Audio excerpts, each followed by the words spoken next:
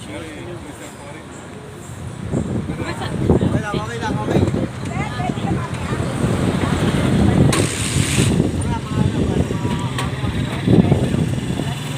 Bye.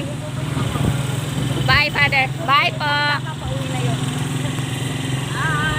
Ay, Father. Bayan po. Bayan mo na, bayan. English po kasi, hindi na. Sa church ng St. Francis. Ah? Okay. Bye.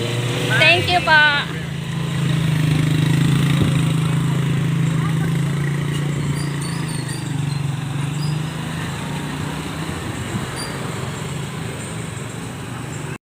Naglalakad tayo ngayon pauwi, guys. From charity work done. Kaya pauwi na tayo ngayon, guys.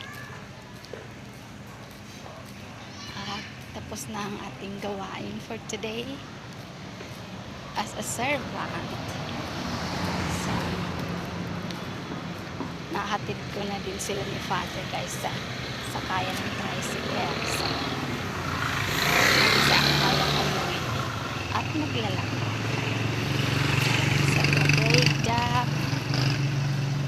Great time today. So, going home.